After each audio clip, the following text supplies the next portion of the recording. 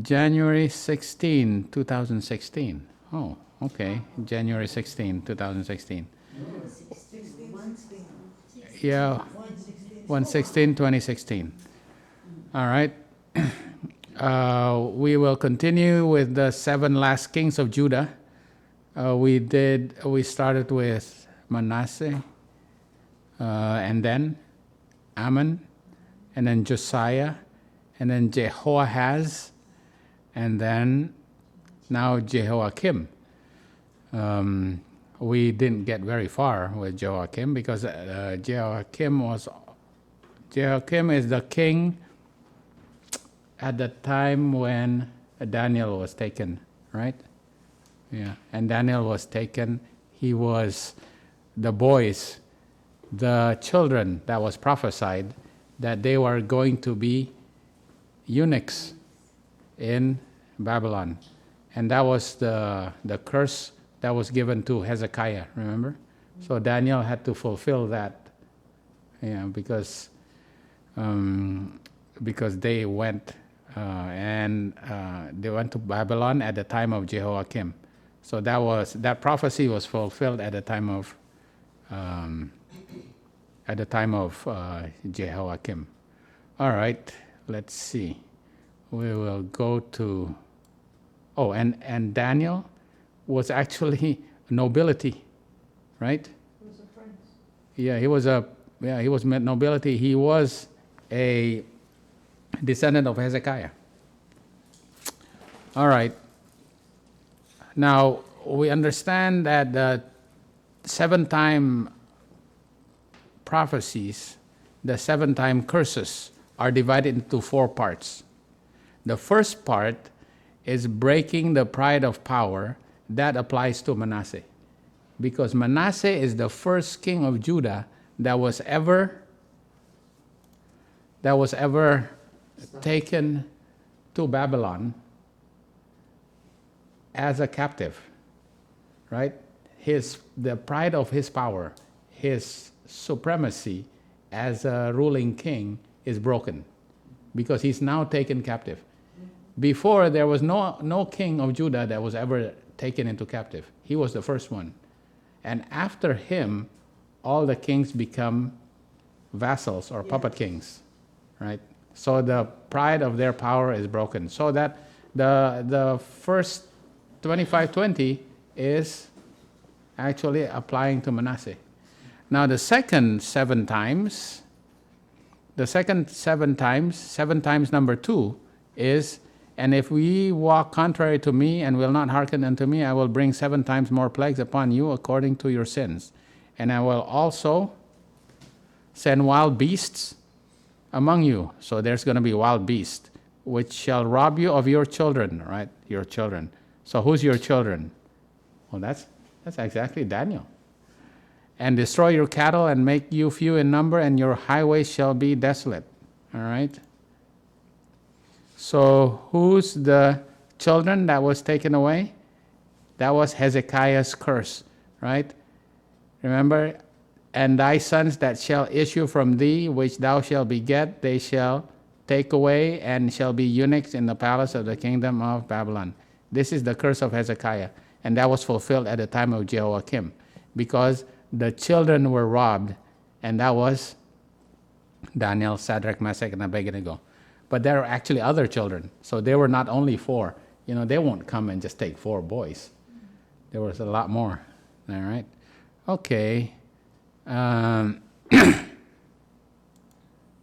This is just we did this last time. Jehoiakim was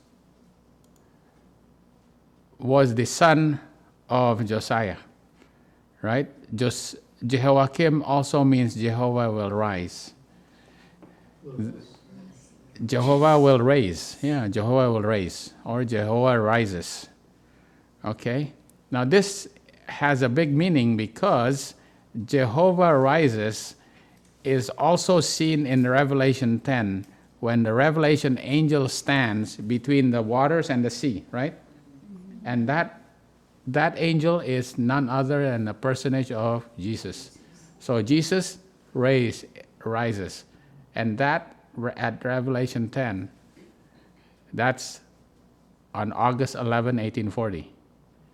And in our time, when did Jesus rise? When the nations were angry and Jesus rises, right?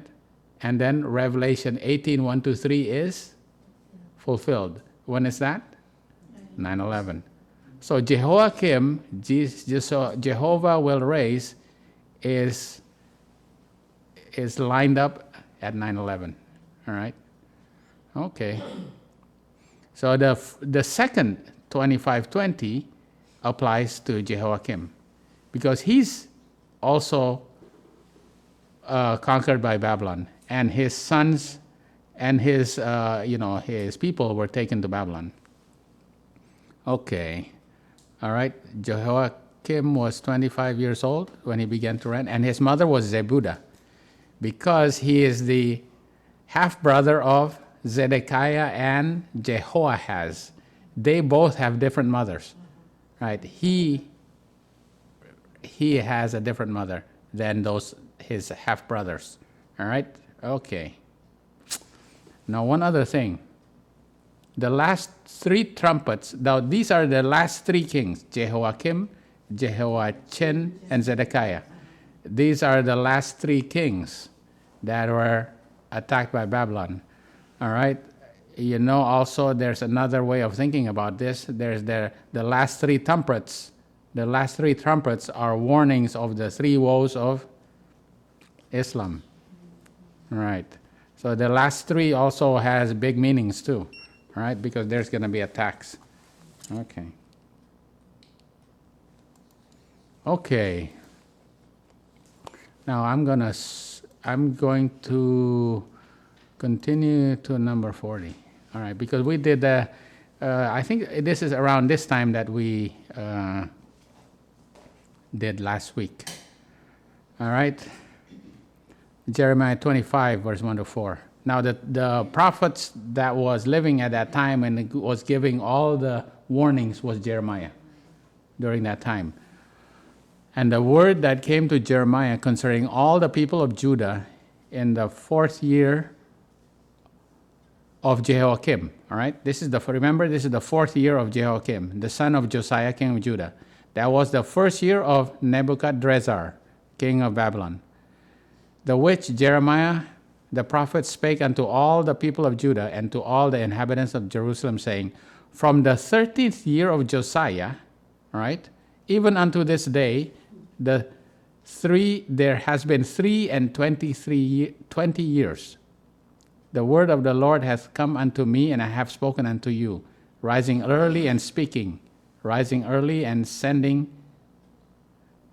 them, but you have not hearkened or nor inclined your ear to hear. So for 23 years I have been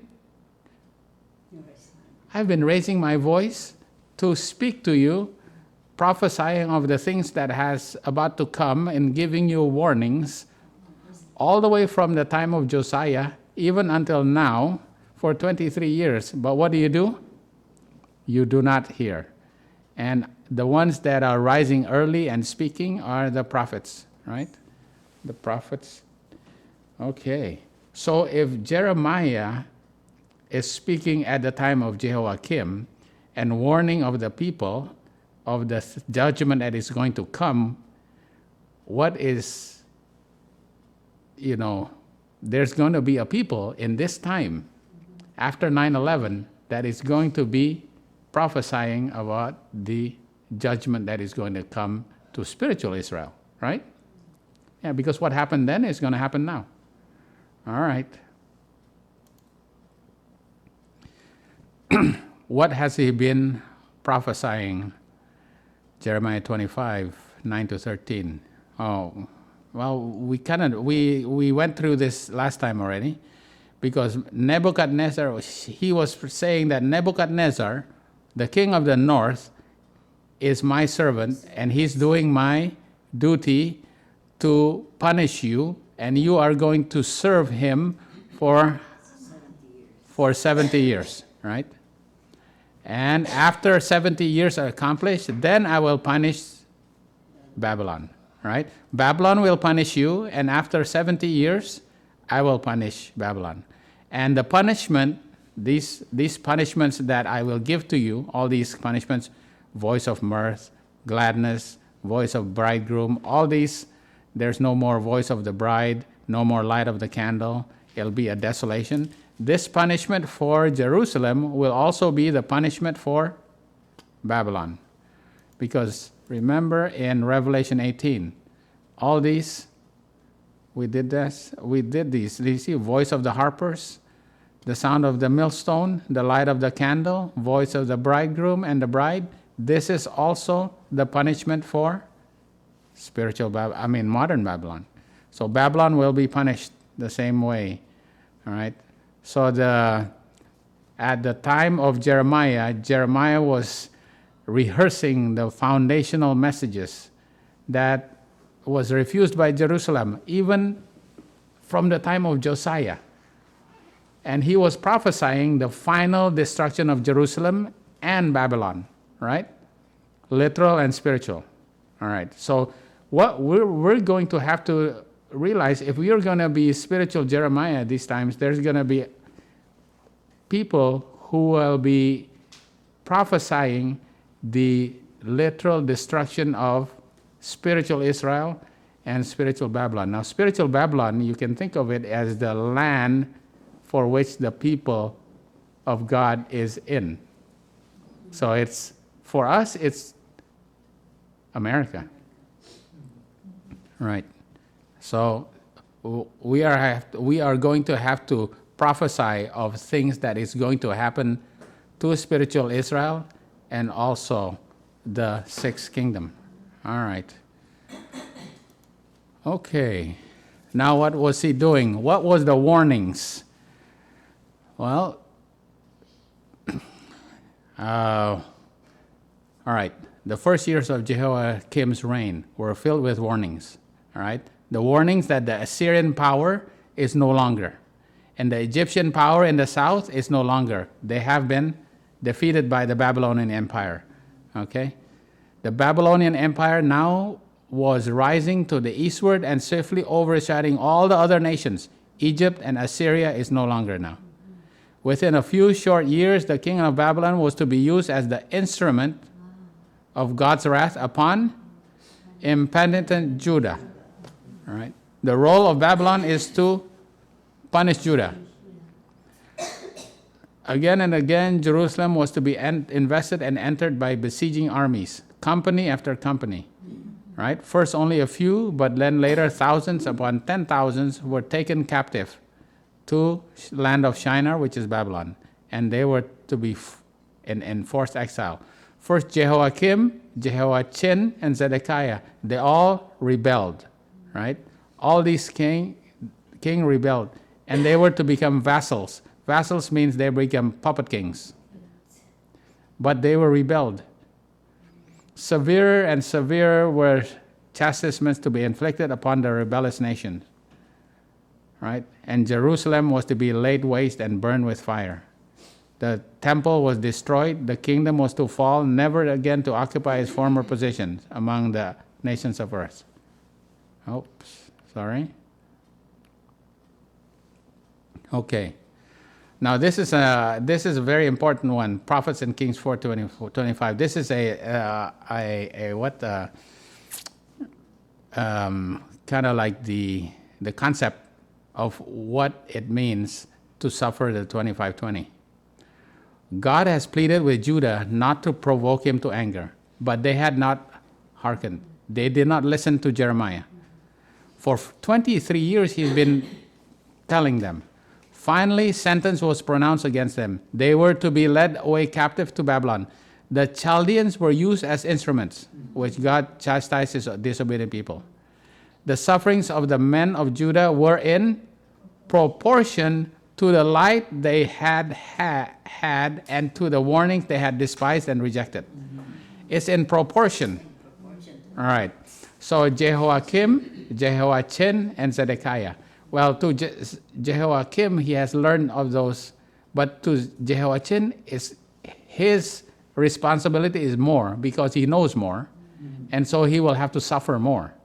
And Zedekiah, he knows more, he still rebelled, so he has to suffer more, right? So it's in proportion to the light rejected. Long had God delayed his judgment, but now he would visit his displeasure upon them as a last effort to check them in their evil course. All right. So the concept is this, that the duration of the 70 years that they have to go to Babylon, can they bargain on that 70 years? Why? It's already set by the sins of their fathers, right? Because these fathers, ever since the time of Saul until the time of Jehoiakim, is 490 years. So their 70 years is already determined. They can't barter on that. They have to go for 70 years. The duration is already set by the sins of their fathers. Okay, what about the intensity of their punishment? Is in proportion to the light that they have. Right. So this is very important, because a lot of people actually say it is all in intensity. It has nothing to do with duration. And you will see also, because the prophets at that time, there's going to be false prophets in their time that say it's not a duration. You're going to come back in 2 years, not 70 years. You're going to come back in 2 years. Right? Okay. So your duration depends on the sins of your fathers. You're going to have to suffer your duration, but your intensity, it depends on whether you rebel or not. Okay. All right. So what about the wild beast? What are those wild beasts that are coming to, like bands of wild beasts that are going to come? In his days, Nebuchadnezzar, king of Babylon, came up, and Jehoiakim, right, became his servant 3 years. Then he turned and rebelled against him. Oh, Jehoiakim rebelled. And the Lord sent against him bands of Chaldeans, bands of Syrians, bands of Moabites, bands of the children of Ammon, right? So bands of Gentiles. Are Gentiles wild beasts? Where do you see that Gentiles are wild beasts in the Bible? Actually, in Acts, when Peter had a dream and he saw those wild animals, right? Those are Gentiles, right? So the wild beasts are Gentiles, right? Where else can you see? And Noah and on the ark. The unclean animals, they came in 2 by 2. So those are the wild beasts, right? So these are the Gentiles. The bands, which is the wild beasts that come in, are the unclean, right? Are the unclean. The bands of the Moabites, bands of the children of Ammon. Surely the commandment of the Lord came thus upon Judah to remove them out of his sight for the sins of Manasseh. So even after the reformation of Josiah, the sins of Manasseh still has to be, they still have to suffer the sins of Manasseh. All right? Okay. And these are the bands of the wild beasts. Okay. All right. Now, Jeremiah used object lessons to warn Judah. Now, one of the object lessons is this story here. The story of the Rechabites. Do you remember the story of the Rechabites? Anyway, all right. It's not very common, but it's very important that you understand the story of Rechabites. And I set before the sons of the house of the Rechabites pots full of wine and cups, and I said to them, drink ye wine. But they said, we will drink no wine. For Jehonadab, the son of Rechab, our father, commanded us, saying, ye shall drink no wine, neither ye nor your sons forever. The words, you remember the story? Now this is the time that they were going to be attacked by Babylon. And Jeremiah was giving them an object lesson here. The words of Jehonadab, the son of Rechab, commanded his sons not to drink wine were performed, for unto this day they drink none, but obey their father's commandment. Notwithstanding, so Jehonadab and the Rechabites, these are people that come to Jerusalem. They're not even Judeans. All right? They were not Judeans. They come to Jerusalem and they don't drink any wine because they obey their father. But you, people of Judah, what's it? Right. I have sent all,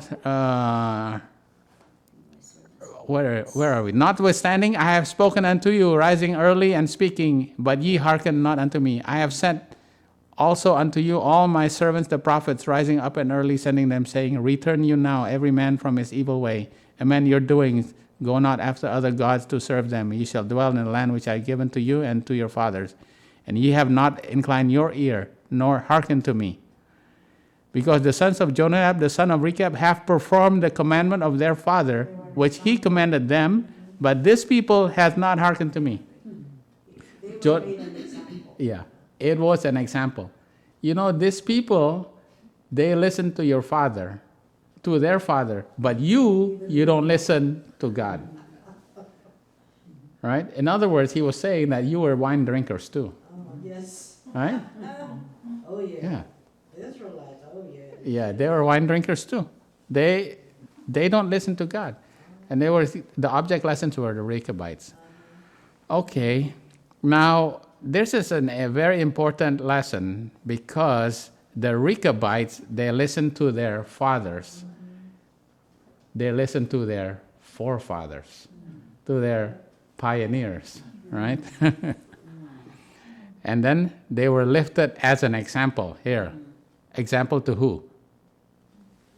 To Israel, to Judah, right? So the ones that listened to their forefathers were lifted as an example to the ones that don't listen, all right? And I think this is why it's more emphasized also that, hey, they listen to their earthly father. All right. You don't listen to your heavenly Father. Right, yeah. Okay. Now the Rechabites prefigures Daniel, Shadrach, Meshach, and Abednego. Right? Yeah. Right. Because those 4 boys, what did they do? They refused the wine, didn't they? Right. And the king appointed them a daily provision of king's meat and of the wine which he drank. So nourishing them 3 years, and at the end they might stand before the king, but they did not. What did they do? They refused the wine, just like the Rechabites, right? Now the issue is that were the boys the ones only there? No, because the boys were compared to other boys who were there and they drank, right? Just like the Rechabites and the people of Judah. So they passed their physical test of refusing wine, which is the appetite, so that they can stand the spiritual test of refusing the wine. What's the wine of Babylon? What is the wine of Babylon? What is wine? Spiritual doctrine, right? So they had to their first test was physical wine. They had to refuse the physical wine so that they can later on be able to refuse the spiritual wine of Babylon, which is the doctrine of Babylon. Now, what is the doctrine of Babylon? Okay, we will see it right in their story. This is actually very interesting. I just realized this. Of course, we've heard this, but we just need to recap it again. What is the doctrine of Babylon that they refused? We all know this story. I like this story. I like this picture. Look at these 3 boys standing right there. Look at the other guy. Pull him down. He says, "Hey, you're making me look bad." Look at this guy. All right? These 3 boys just stood right there. Right? So what were they refusing? What is the wine of Babylon that they refused? Okay, it's right here in Daniel 3:18. But if not, be it known unto thee, O king, This is right after he says, we are not careful, O king, right? Be if not, be it known, but if not, be it known unto thee, O king, that we will not serve thy gods. Look at thy gods, nor worship the golden image which thou hast set up. Okay. Thy gods, is this singular or plural? Plural. It's a plural God in one golden image. This one image is a plural God. Do you see that? It's Trinity. Because the Babylonians believe in the plurality of Baal, being Nimrod, the eternal father, Semiramis, the incarnate mother, and Tammuz, the divine son, all in one. The Trinity. This is the gods in one. And the three boys, they refuse to bow down to this God. Okay. Now you have to move to 508. Between 508 and 538, what happened? AD. The Vandals, Heruli, and Ostrogoths were plucked out by the little horn for refusing to believe in the Trinity, and they were called Arians, right? There are three. The three of them were plucked, right? For refusing to believe in the Trinity. So they were branded as Arians. Okay. What about in the end time? The king of the north has three obstacles. What are the three obstacles of the king of the north? The king of the south. The king of the south is? Well, Egypt also. But in 1989, who's the king of the south? Yeah, communism, right? Communism doesn't believe in any day. No day, right? They don't believe in God, so they don't worship on any day. All right? Then what's the second obstacle? The glorious land. The glorious land is America. America is going to set up a Sunday against which is a false Sabbath. So against those who keep the Sabbath. And then what's the third obstacle? The other countries of the world.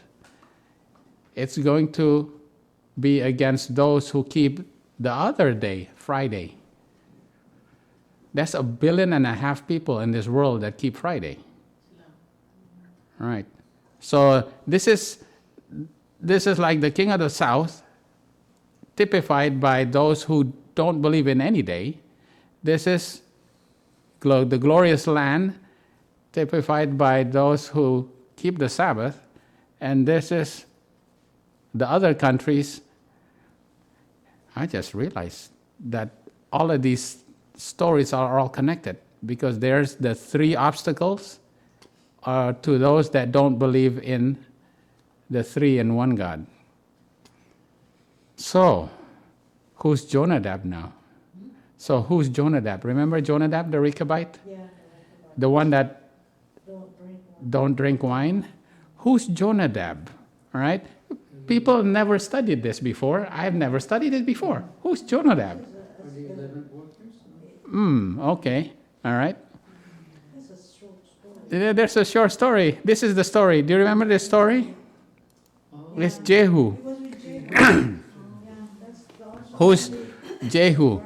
And Jehu went, and Jehonadab, the son of Rechab, here you go, it went into the house of Baal and said unto the worshipper of Baal, search and look that there be here with you none of the servants of the Lord, but the worshipers of Baal only.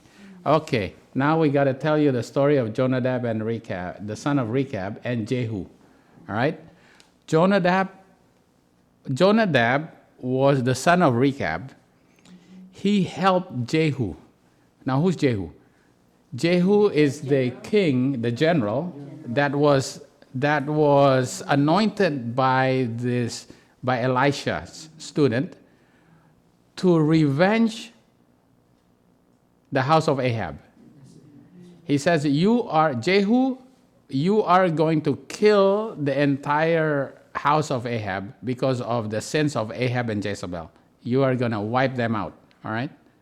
Okay, so Jehu's job is to purge the house of Ahab, all right? Okay, so the first thing he did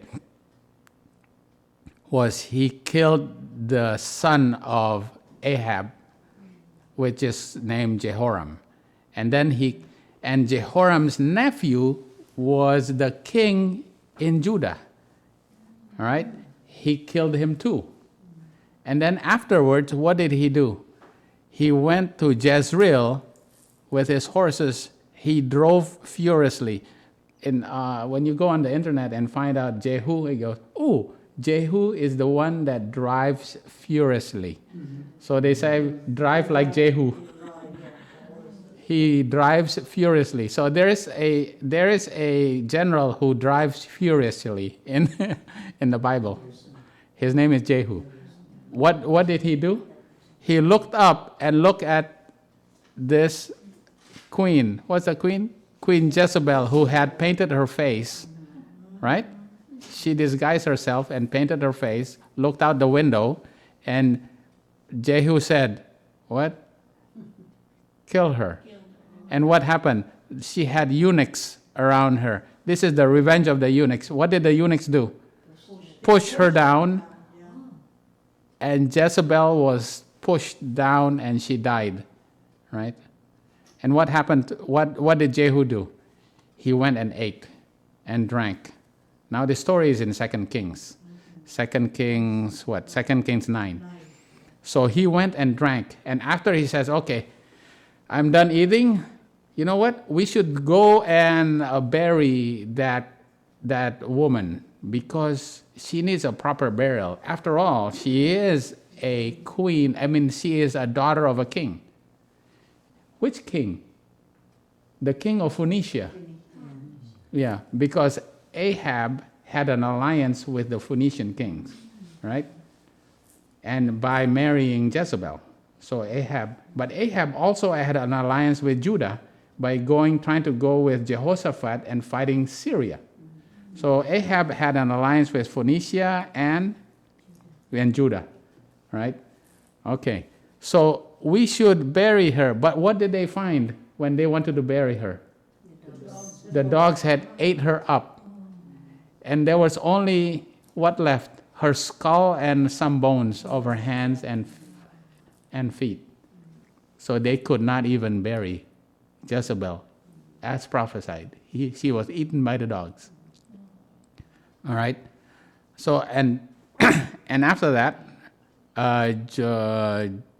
Jehu met with Jehonadab, and they said, "Okay, what we're gonna do? We are going to trick the Baal worshippers and saying that we are going to have they said that we are going to assembly. We're going to have an assembly for Baal. So all the worshippers of Baal will all come together in an assembly. And what did they have done over there? They had them all killed. All the worshippers of Baal was killed by Jehu and Jehonadab, which is Jehonadab, right? Yeah. So Jehonadab is known because of refusing wine, but also not worshiping Baal, which is essentially the same thing, right?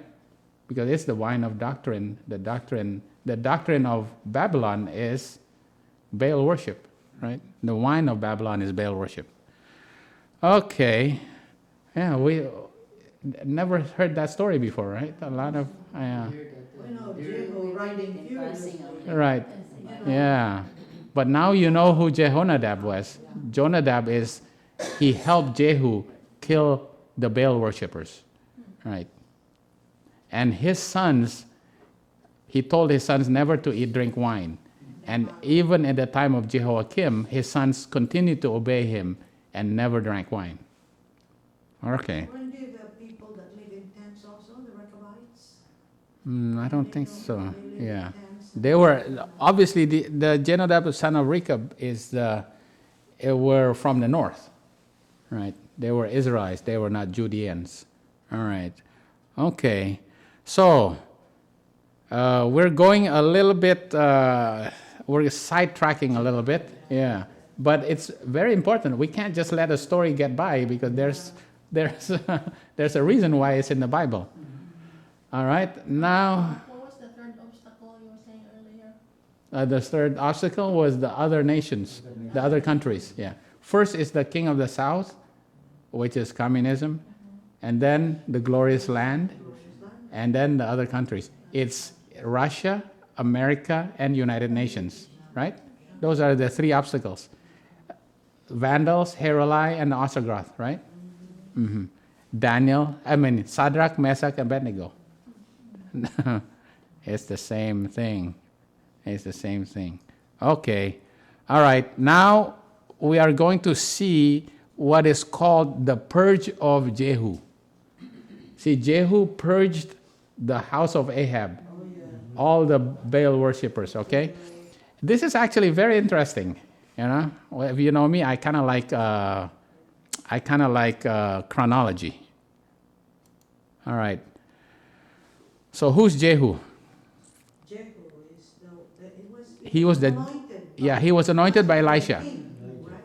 So when he became king, what did he do? He killed the house of Ahab, all the people in the house of Ahab, and he broke the alliances. Remember, Ahab alliance was with Phoenicia and with Judah. He broke that alliance, and then who is the big king now that is in those days?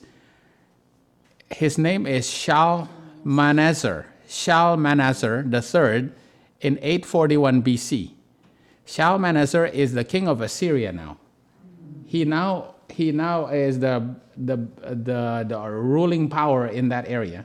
So Jehu now has to make an alliance with Assyria now.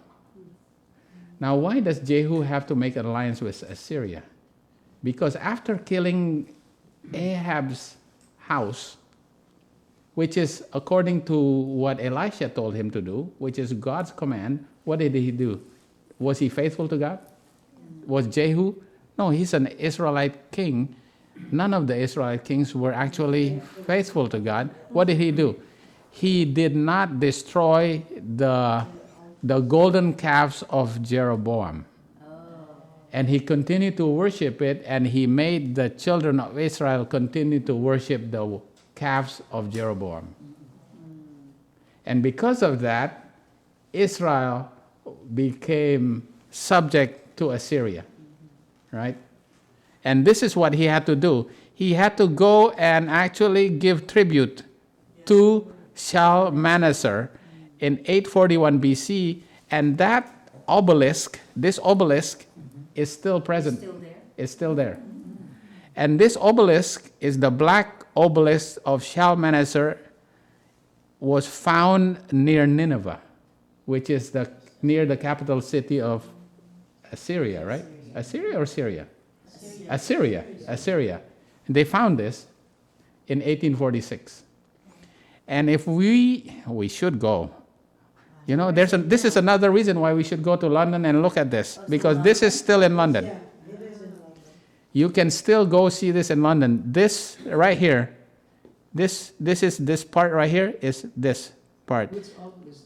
We're in London, in the park? No, it's actually in the museum.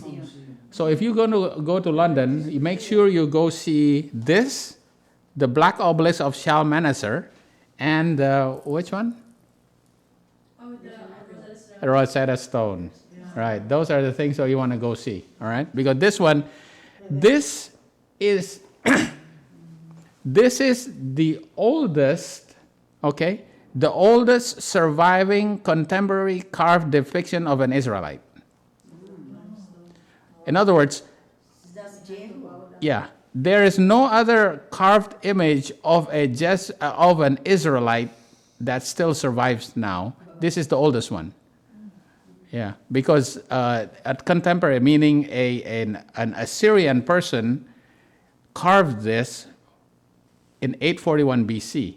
And this is, you don't have a carved image of David or Solomon of Rehoboam or any other Israelite.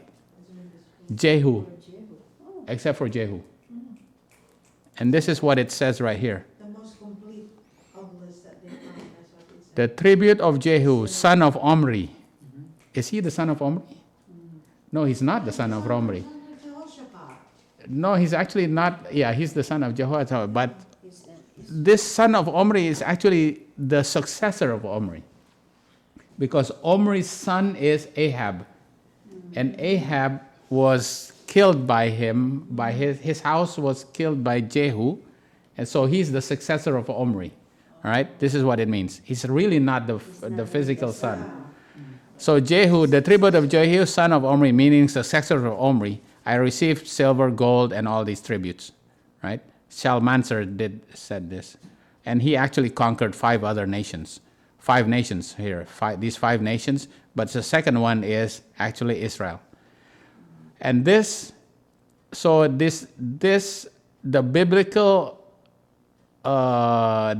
story is in 2 Kings, and the secular is right there in the secular depiction of it is in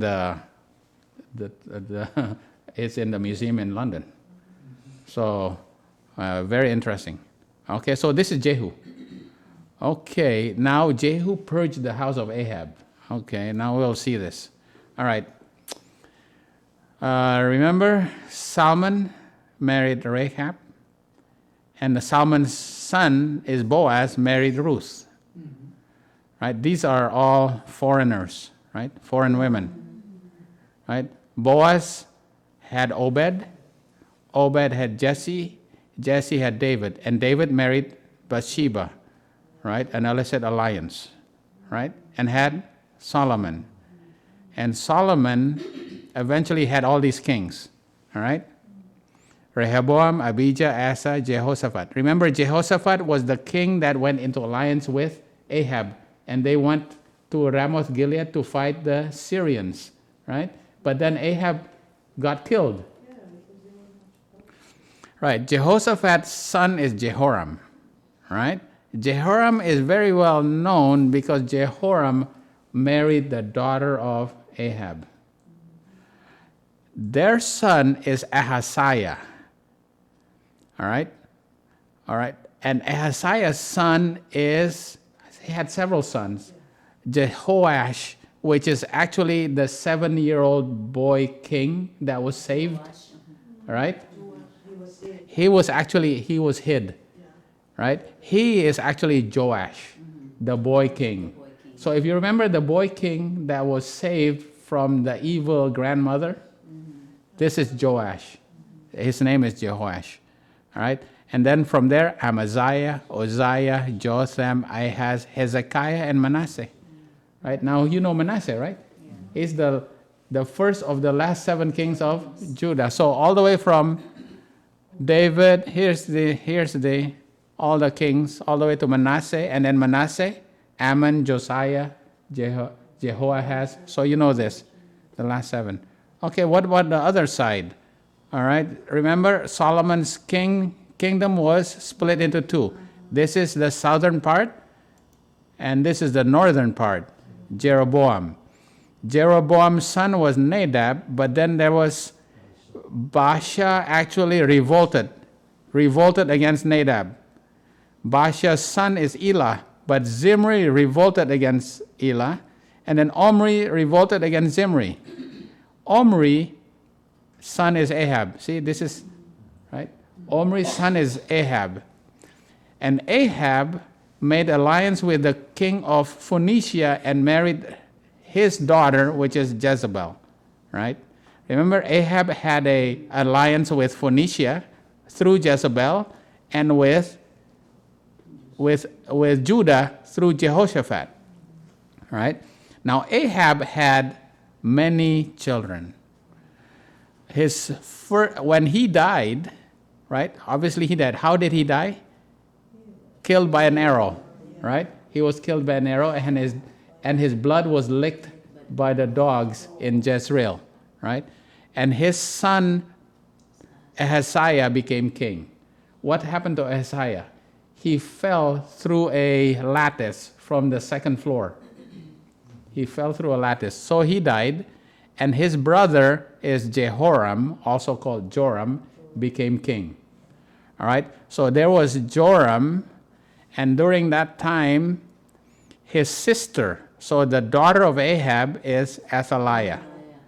Athaliah went down to Judah and married Jehoram here. So Athaliah and Jehoram had Ahaziah. So the grandmother was Athaliah. Yeah. The grandmother of Joash is Athaliah. That's the one. This is the wicked The queen. wicked The wicked queen. queen. She became the queen of Judah. Yeah. But she's actually from the north. From Israel. Right. Yeah. She's actually from Israel. But she went down and married the king Jehoram. Right? And she is the wicked queen. Who's the only Right. female? Okay. Yeah. So now, during the time of Jehoram, Jehu was anointed as king. And he was the general. Yeah, he was a general. So what did he do? He killed Jehoram. How did he kill Jehoram? With an arrow. Yes. With an arrow. And then the next thing he did was he killed Ahaziah, because Ahaziah came and visited his uncle. And how was he killed? He was killed in Megiddo by a sword of Jehu. So Jehoram, for some reason, this is the same story over and over again. With an arrow, this one in Megiddo, this one fell through a lattice, and then after that, Jehu went to Jezreel, the capital of Israel, and he saw Jezebel on the second floor, and she was thrown down from the second floor. You know, the story is, it's like over and over again. And what? She fell down and he was eaten by the dogs. Just like the husband, blood was licked by the dogs. Oh boy, it's a very shameful death. I think on a superficial level. There may be another prophetic meaning to that. All right? Okay, so Jezebel died, falling from the second floor. Ahaziah also died, falling from the second floor. Okay. All right? She died, eaten by dogs. He died, licked by dogs. Oh boy. All right. So, who's left? This died, this died. Oh, the 70 sons. The 70 sons, remember? All right. Jehu had them all killed by the princes, and they were all beheaded, and their heads were brought in a basket, in 2 baskets. So these are the 70 sons of Ahab. He had 70 sons.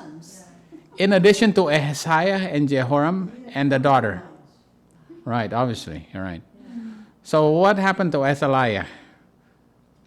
Well, Athaliah saw that Ahaziah is dead now. So what did she do? She wanted to be the ruler. So what did she do? She had all the sons of Ahaziah, meaning his grandchildren, killed. Right. This is wicked grandmother. He had all the sons of Ahaziah killed so that nobody can be king. But her daughter, which is Jehosheba, actually hid Joash. Right? Jehosheba married Jehoiada, which is the priest. They hid Joash, the boy king. Right. And then what happened? When he was proclaimed king, Athaliah came and said, treason, treason, right? Remember that story? Yeah. And so what did they do? They took her away and had her killed. Right. Yeah. They hid Jehovah for 6 years. Yeah, they 6 years. Right. But Jehu also killed 42 of the brethren of Ahaziah. So Jehu killed, these red are the ones that was purged by Jehu. Jehu killed Jezebel, 70 sons of Ahab, Jehoram, Ahaziah, 42 brethren meaning I think cousins and brothers, because the brothers of Ahaziah was killed by Athaliah. But then the people of what killed Athaliah? So the only one that was left of the Ahab was Jehosheba, meaning it was not 100% purge. There was one left, but she was faithful because she saved Joash from Athaliah. All right. Okay. And you say, okay, so what? Yeah, what does this all mean? Remember, this is the chromosome of Jesus going down all the way to Mary, right? This goes all the line down to Mary, meaning there's a prostitute and a Moabite that contributed to the gene pool. Who else also contributed to the gene pool? Athaliah. Ooh, that wicked grandmother. She contributed the gene pool of Jesus. Who else contributed the gene pool of Jesus? Jezebel. Do you realize? This is, Jezebel contributed gene pool of Jesus. Athaliah also did. Obviously, just to show you that Jesus, the human nature of Jesus. So if you say, well, you know what, I really can't stop sinning because, it is that's my genetic pool. I was made. Mary was immaculate. Oh boy. Look at all the gene pool of Jesus. All these wicked women that contributed to the gene pool. Yeah. Then they pray to Mary because she's sinless. Yeah. So now you know the story of Jehonadab. So if somebody has, who's Jehonadab? Oh, do you want to know the story of Jehonadab or Jonab, the Rechabite? Yeah. So now you know the story, right? Okay. All right. Will ye not receive instruction to hearken to my words, saith the Lord? The words of Jonadab the son of Rechab, that he commanded his sons not to drink wine, are performed. For unto this day they drink none, but obey their father's commandment. God sought thus to bring into sharp contrast the obedience of the Rechabites with the disobedience and rebellion of his people. Oh boy. It's a sharp contrast, all right? The Rechabites had obeyed the command of their father and had refused to be enticed into transgression. But the men of Judah had hearkened not to the words of the Lord and were in consequence about to suffer his severe judgments. And this is at the time of Jehoiakim. And you believe 25:20, you believe obviously that this will also happen in the end time, right? This is very problematic because a lot of people don't believe that the ark will sink or the temple will be destroyed or the structure will be demolished.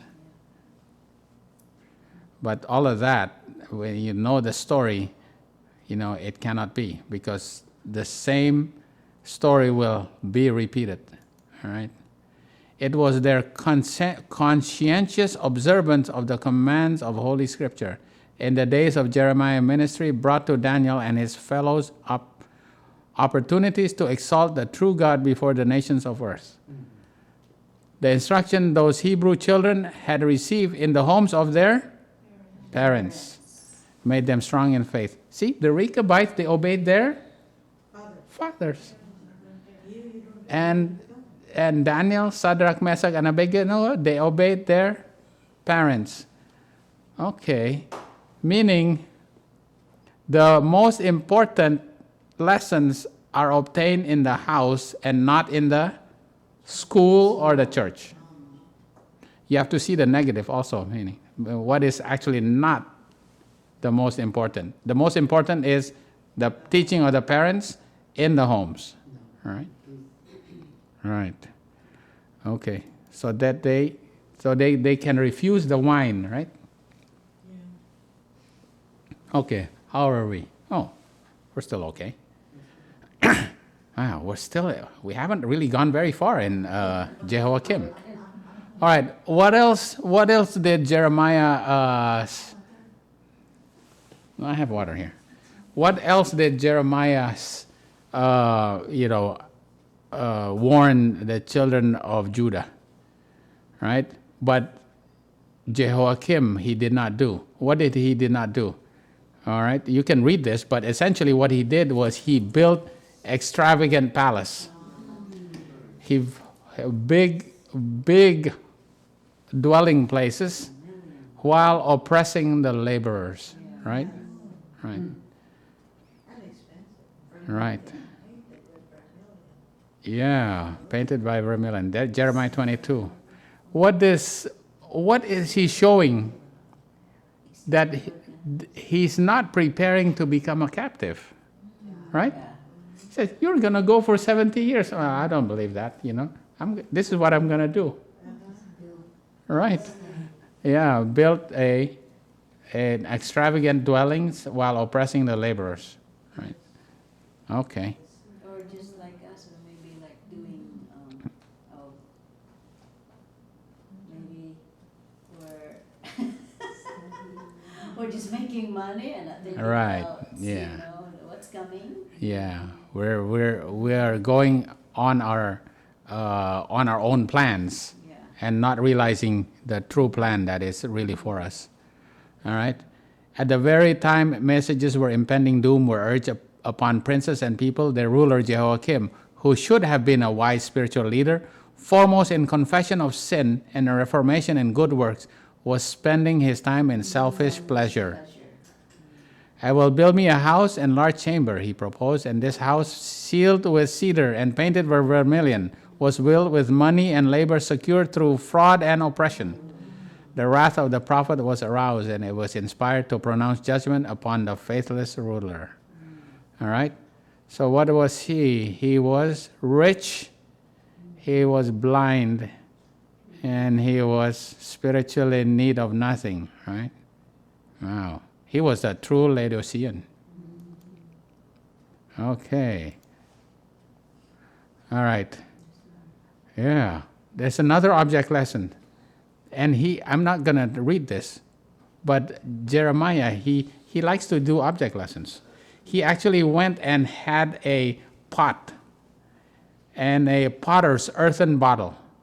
And he drained, what he did, he begged Jeremiah to liken the fate of the nation to draining of a cup filled the wine of the divine wrath. And he broke that, right? He was to dash that cup, meaning your cup is about to be full, and the cup is to be broken at their judgment, right? And that is not only Jerusalem, but it also was for the other countries, right? Pharaoh, king of Egypt, also, right? And it was also for the other countries, all the nations, because all the other nations will have to drink their cup also. And that's basically the principle of the 7 times, right? But instead, what happened? When he did this, he broke that cup, the people became angry with him, and Jeremiah was cast in prison. Okay? So if you're going to prophesy about the destruction of spiritual Israel, what is going to happen to you? People are going to be angry at you, right? Wow. Well, don't be surprised. Yeah. Okay. All right. All right, this is Ezekiel 29. We know this very well, right? Because at the time of when the horn of Israel is to bud forth, is the first day of the first month when Egypt is given unto Nebuchadnezzar. And because you are budding forth, verse 21 here, in the day that I will cause the horn of the house of Israel to bud forth, and I will give thee the opening of the mouth in the midst of them, and they shall know that I am the Lord. So the horn of the house of Israel that bud forth at the time of Jehoiakim was who?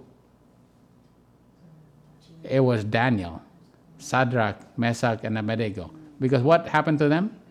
They came out as a remnant and was taken into persecution into Babylon. And what did they do in Babylon?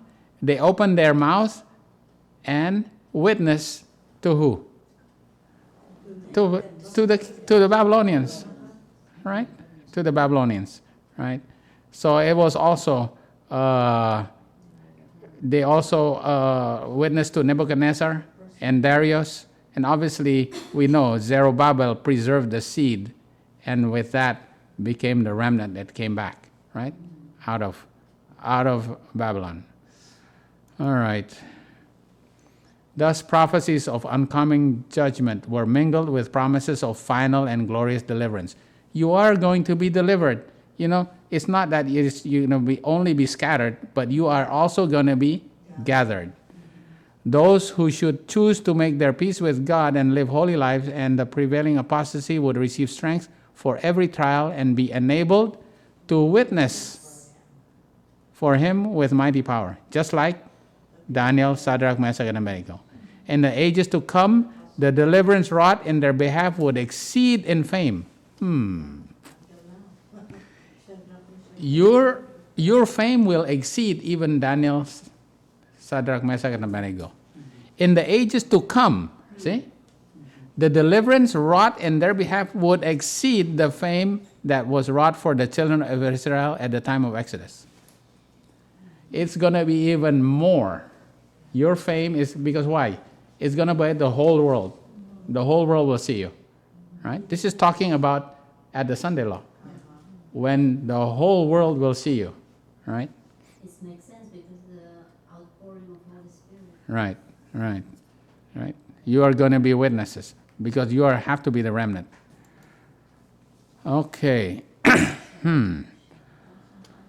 As a people, we need to study. I have to read this whole, because this is very important. As a people, we need to study this portion of sacred history. We have to study the story of Jehoiakim. For these experiences are being brought into the lives of the people of God in these last days. A people who have had great light and every evidence of truth. Who are they? Spiritual Israel. Right? Are turning away from the light and following their own impulses. The instruction God has given in the record of his people in early days is not regarded. They are not listening to the pioneers or their forefathers. The mistakes and sins of his early people are being repeated in his people today. Warnings and admonitions given in that day are not being heeded in this time. Notwithstanding all the warnings that have been given, they see not their danger, but join the ranks of the enemy. Oh boy. And fight on his side. They actually join the enemy. They choose to entertain their own ideas and to follow the suggestions of their own minds. The Lord is greatly dishonored by their course, and he is removing his spirit from them. Oh boy. Shall I not judge them from these things, said the Lord, unless they repent? In the 36th chapter of Jeremiah is recorded an act on the part of Jehoiakim, king of Judah, that our people will do well to study. Because, right, what's that? Yeah. Collection. This is from the Paulson collection. This is Ellen White's there. And Right. I think it's later that they found this. Yeah. This is the story. It's going to be repeated. What happened at the time of Jehoiakim is going to be repeated in our time, because the people will repeat the same mistakes of their forefathers. They do not heed their warnings. They refuse the old pioneer beliefs, right? They joined the enemy and eventually became the accusers of the brethren, right?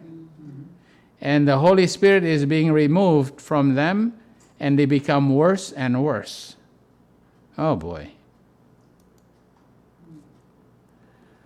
Okay.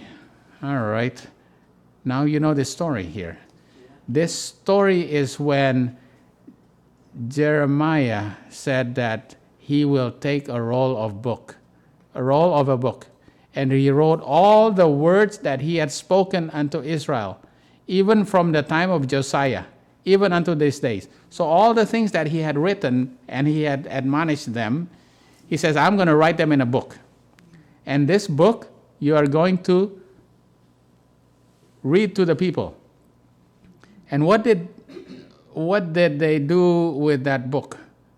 They brought it to the king, which is Jehoiakim. And what did Jehoiakim do with that book? He used a penknife, he cut it up, and what did he do? He burned it. All right? Remember, what happened to them at that time is, Ellen White says, is going to happen to us now. So they are going to reject the warnings. Because, and that's the spirit of prophecy. They refuse to walk in the old path, and his highway is made desolate. Right? That's what he did. He refused to accept the 2520. Refused to accept the fact that he has to go to Babylon. Right? He cut up. But what happened afterwards? All right? What happened afterwards? Jeremiah says, okay, we'll make another. He rewrote the whole thing over again. Baruch rewrote the whole thing. Right? So it's not as if he's cut up and it's gone. No, it is rewritten again. So it's what? It's discovered again. The old pioneers are discovered again. Isn't it being discovered again right now? Yeah. All right. Okay. So what are the things?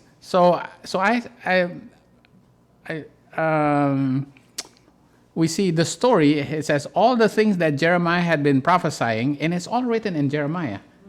So I said, okay, let's go back in Jeremiah and see some of the things that he actually written. And these are very, very, very, very, very telling. All right? Go back to Jeremiah 6:16. Thus says the Lord, stand ye in the ways and see and ask for the old paths.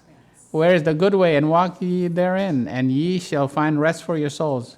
But they said, we will not walk there. We will not walk therein. So this is what Jeremiah was already saying. Submit to Babylon. That's the safest course of action. Accept your 7 times curse. Judah will fall. The temple will be destroyed. In our time, the ark will sink.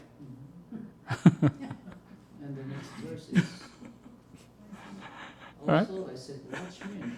Right? That's our message. The ark will sink. The next verse which I've said. Yeah. Oh, okay. Oh, the last verse. Right. But you will not The watchman over you. Hearken to the son of hearken to the... Yeah. yeah. But they said, we will not. We will not hearken. Oh, boy. Okay, Jeremiah 7:4. What is this one? Trust ye not in lying words, saying, the temple of the Lord, the temple of the Lord, the temple of the Lord are these. What do?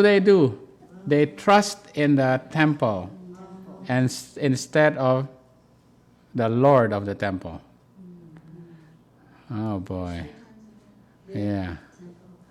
The temple of the Lord, the temple of the Lord. They trust in the structure instead of the God of the structure. All right, Jeremiah 17:24. And it shall come to pass if ye diligently, what they do? They did not hallow the Sabbath day. Mm-hmm. So the people, they also drank wine. They don't hallow the Sabbath day. All right. And what else? Is there any hope for them? Why then is this people of Jerusalem slidden back by perpetual backsliding? Oh my. They are in perpetual backsliding. They hold fast deceit. They refuse to return. I hearkened and heard, but they spoke not aright. No man repented of his wickedness, saying, what have I done? Oh, no man repented of his sin, of his wickedness. Everyone turned to his course as the horse rusheth into battle. Yea, the stork in heaven knoweth her appointed times, and the turtle and the crane and the swallow observe the time of their coming. But my people know not the judgment of the Lord. They don't know that the ark is going to sink. They don't believe it. Jeremiah 19:3. And say, hear ye the word of the Lord, O kings of Judah and inhabitants of Jerusalem. Thus saith the Lord of hosts, the God of Israel, behold, I will bring evil upon this place, the which whosoever heareth, his ears shall tingle. You see, every chapter of Jeremiah is Yeah. And this, what does it mean that your ears shall tingle? It's going to vibrate. There's only 3 times in the Bible that says your ears shall tingle. The other one was at the time of Manasseh. Your ears will tingle. It's all about the judgment. And what does the judgment eventually happen? It's at the Sunday law. At the time of Zedekiah. That's the Sunday law. They're all warning Jerusalem. They're all warning Judah. But what happened, and it's for them, is that it's going to be so shocking that it's going to make their ears tingle. They said, the ark is going to sink. Ooh, it's going to be so shocking to them. All right? And there's another time that this happens. It's in 1 Samuel 3, verse 11. 1 Samuel 3, verse 11 is when the 12-year-old Samuel was given the messages by God when he was called. He was called 3 times, right? And on the 4th time, he says, oh, speak, Lord, your servant. Right. And the Lord gave him a message. And what was the message? I will do things in Israel. I will do things in Israel, and when you tell it to them, there is going to make their ears tingle. And what happened? What was the message? That Eli and his house is going to, is going to end, and the ark is going to be taken away, right? And that is basically the Sunday law. So this message is, you are going to give this message to the house of God, and it's going to make their ears tingle, right? At the time of Jehoiakim, also the time of Samuel, you're going to warn of the Sunday law. But what the people are not, they're in a perpetual backsliding, and they don't want to hear it. You mean to say they cannot take it? Oh, they cannot take it. It's going to make their ear tingle, but they still won't hear it. Because we have expression in our dialect, also the same thing. They can't take. Your ears, we call it panting, like. But in the longer it's panting, like it's really Yeah. big, ringing. It rings. All right. So this is warning you about the Sunday law. And Jesus in Matthew 24 also said, he's warning them about the destruction of Jerusalem. He's warning us about the Sunday law. And that where there is not one stone of the temple that will stay upon another, right? Jesus warned of the same thing. Okay. How are we? We're almost here. Yeah. Okay. Yeah. So in the experience of the past few years have virtually repeated the act of King Jehoiakim in burning the messages of the Spirit of God. But today, as of old, these messages of warning have been repeated. The Lord has been trifled with by his people. The time that should have been devoted to repentance and reform has been spent in criticisms and following man-formed opinions and ideas. A terrible influence for evil is exerted when men turn from the right way to follow selfish devisings. Satan is playing the game of life for the souls of men, and he is gaining victory. We can learn from a study of King Jehoiakim's example that men will do when they pass the boundary line. What men will do when they pass the boundary line. We see it in the persecution and suffering that Christ endured at the hands of wicked men. We see it in the treatment of the Lord's faithful servants in every age have received. Wow, this is terrible. What is going to happen? They refuse it, and then they persecute the messenger, right? So if you're going to be a messenger, remember your lot is going to be persecution. Yeah. Yeah. Why are you so surprised that you're going to be persecuted? All right? But it's serious. You will endure. Right. Okay. But the persecution of Christ, he endured. He didn't Right. Yeah. succumb to sin. That's right. Right. Right. Okay. Selected messages. One thing is certain. Those Seventh-day Adventists who take their stand under Satan's banner. When do they take their stand under Satan's banner? When they receive the mark of the beast, right? Will first give up their faith in the warnings and reproofs contained in the testimony of God's Spirit. They will reject the spirit of prophecy first, right? Those who reject the spirit of prophecy will, right? Will receive the mark of the beast. All right. The spirit is a what? The spirit of prophecy is the testimonies of Jesus, right? The testimony of Jesus. That's in what? Revelation 19, verse 10. The testimonies of Jesus is the spirit of prophecy. All right? And the prophets is his seer.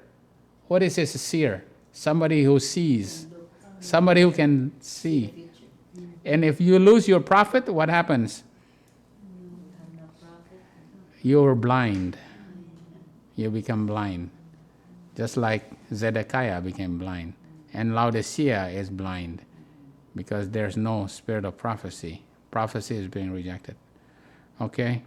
I think we'll just end it right here. Because, all these things we realize is given to us so that we can learn and study from it.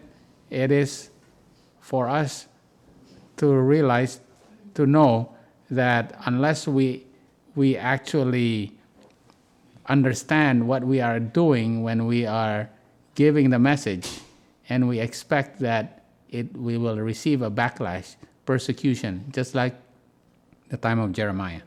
But a remnant will always come out. And there's always a blessing in that you will witness for Jesus, right? Just like Daniel, Shadrach, Meshach, and Abednego. In the time of their persecution, they were witnessing. So, we're not finished with Jehoiakim. This is taking a long time, but we will continue. All right? We'll continue. Let me go.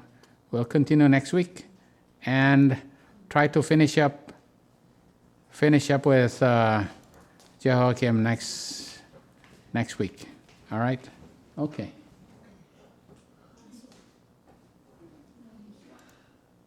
But the nominal church people read like this.